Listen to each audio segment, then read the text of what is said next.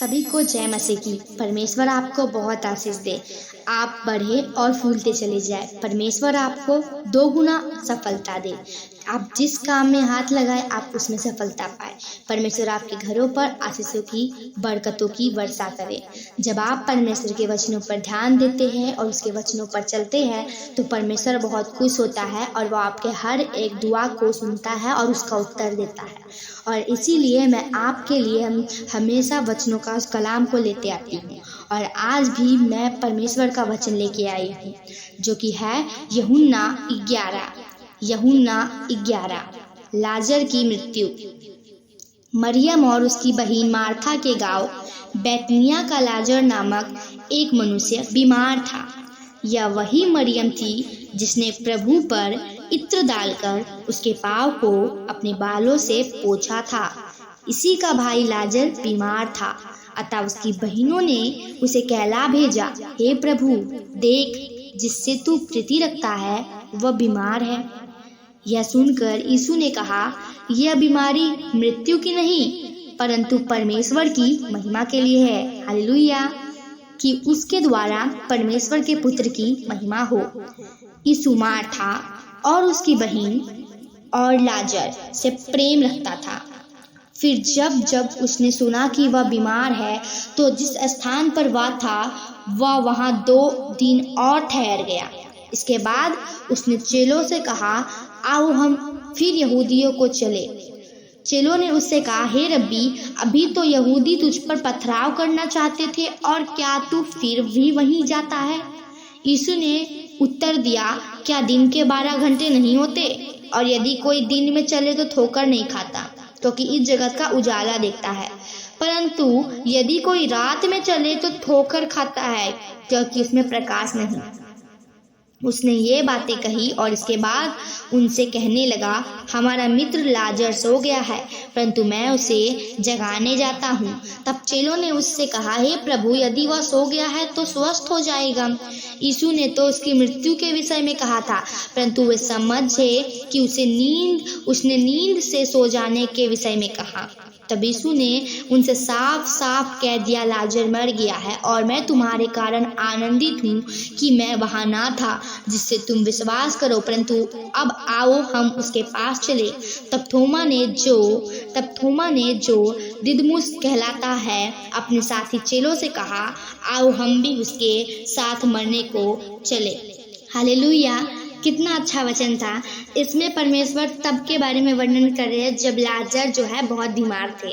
ठीक है, लाजर की 2 बहनें थी, मरियम और मार्था। मरियम वही थी जिसने प्रभु पर इत्र डालकर उसके पाँव को अपने बाल से पोंछा था, और उसी का जो भाई था वो बहुत बीमार था। ठीक है, और जब यीशु को वो पता चला, वो पास के गाँव में था, तो वह वहाँ 2 दिन और रुक गया, क्योंकि वो चाहते थे कि परमेश्वर की बड़ी महिमा हो, इसलिए वो 2 दिन वहाँ और ठहर गए। ठीक है, और वो जब वहाँ ठहर गए तो वो बोल रहे थे, चलो हम यहूदियों को चले। तो उसके चेलों ने कहा कि यहूदी तो अभी हम पर पथराव कर रहे थे, हम कैसे वहाँ वापस जा सकते हैं? तो उन्होंने कहा कि क्या दिन के 12 घंटे नहीं होते? यदि कोई दिन में चले तो ठोकर नहीं खाता, क्योंकि जगत का उजाला देखता है। हालेलुया। और उसके बाद उन्होंने 11:14 में कहा, तब यीशु ने उनसे साफ साफ कह दिया, लाजर मर गया है। मतलब वो जो है, परमेश्वर जो है दृष्टांत में यीशु मसीह सबको बताते थे, तो उन्होंने दृष्टांत में ही अपने चेलों से कहा कि लाजर सोया है, हमें उसे जगाना होगा। सबको लगा वो नींद वाला सोना है, लेकिन परमेश्वर वहाँ उसकी मृत्यु वाला सोना कह रहा था, सोने के बारे में कह रहे थे। परमेश्वर कह रहे थे कि तुम विश्वास करोगे, क्योंकि परमेश्वर ने बहुत ही बड़ा चमत्कार दिखाना था उन लोगों को। हम आगे पढ़ते हैं। यीशु पुनरुत्थान और जीवन। वहां पहुंचने पर यीशु को यह मालूम हुआ कि लाजर को कब्र में रखे हुए 4 दिन हो चुके हैं। बैतनिया यरूशलेम के समीप कोई 2 मील की दूरी पर था। बहुत से यहूदी मार्था और मरियम के पास उनके भाई की मृत्यु पर शांति देने के लिए आए थे। जब मार्था ने यीशु के आने का समाचार सुना तो उससे भेंट करने को गई, परंतु मरियम घर में बैठी रही। मार्था ने यीशु से कहा, हे प्रभु, यदि तू यहाँ होता तो मेरा भाई कदापि ना मरता। और अब भी मैं जानती हूँ कि जो कुछ तू परमेश्वर से मांगेगा परमेश्वर तुझे देगा। यीशु ने उससे कहा, तेरा भाई फिर जी उठेगा। मार्था ने उससे कहा, मैं जानती हूँ कि अंतिम दिन के पुनरुत्थान के समय वह जी उठेगा। यीशु ने उससे कहा, पुनरुत्थान और जीवन मैं ही हूँ। जो कोई मुझ पर विश्वास करता है वह यदि मर भी जाए तो भी जिएगा, और जो कोई जीवित है मुझ पर विश्वास करता है वह अनंत काल तक ना मरेगा। क्या तू इस बात पर विश्वास करती है? उसने उससे कहा, हाँ प्रभु, मैं विश्वास करती हूँ कि परमेश्वर का पुत्र मसीह जो जगत में आने वाला था वह तू ही है। हालेलुया। यहाँ पे जब यीशु वहाँ पहुँचे तो उनको पता चला कि जो लाजर थी उनकी मृत्यु के 4 दिन हो चुके हैं, और जब भी उनकी मृत्यु के 4 दिन हुए थे तो यहूदी लोग जो थे उनके घर पे विलाप करने के लिए आए हुए थे। जब मार्था को यह समाचार मिला, जब मार्था को ये पता चला कि यीशु आ रहे हैं तो वो उससे मिलने के लिए गई, ठीक है। और यीशु जब अभी गाँव में नहीं प्रवेश नहीं किए थे तब वहाँ मिलने के लिए गई तो उसने कहा, अगर प्रभु तू यहाँ होता तो मेरा भाई कभी नहीं मरता, ठीक है, ऐसा कहा। तब परमेश्वर ने कहा, तुम भरोसा रखो कि अभी भी वो जी उठेगा। तो मार्था ने कहा कि अंतिम दिन तो जी उठेगा। तो परमेश्वर बोले कि पुनरुत्थान और जीवन मैं ही हूँ। हालेलुया। हम आगे पढ़ते हैं। यीशु रोया। यह कहकर वह चली गई और अपनी बहन मरियम को बुलाकर चुपके से कहा, गुरु यही है और तुझे बुलाता है।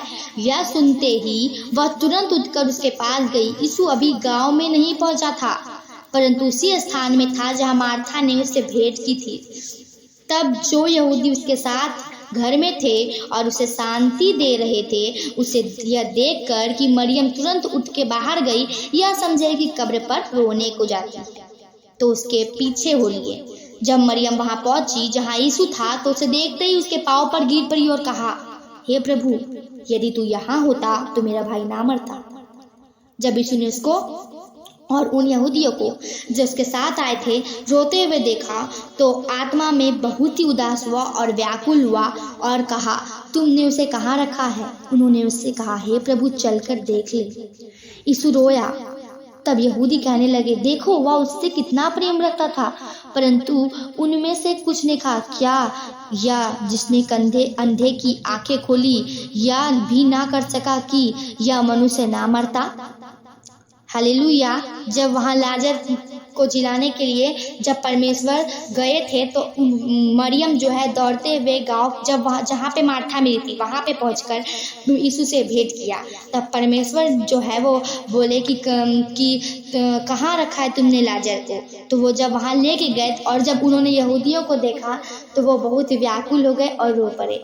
जब उन्होंने वहाँ देखा तो वो यहूदियों ने कि यीशु रो रहा है, तो कुछ लोगों ने कहा कि बहुत प्रेम करते थे यीशु मसीह लाजर से, और कुछ ने कहा कि ये तो वही है ना जिसने अंधे को आंखें दी थी। हाँ, तो क्या ये नहीं कर सकता है कि ये जो मनुष्य मर गया है इसको जिंदा रहने देता, इसको नहीं मरने देता? लाजर का जिलाया जाना। यीशु मन में फिर बहुत ही उदास होकर कब्र पर आया। वह एक गुफा थी और एक पत्थर उस पर रखा था। यीशु ने कहा, पत्थर हटाओ।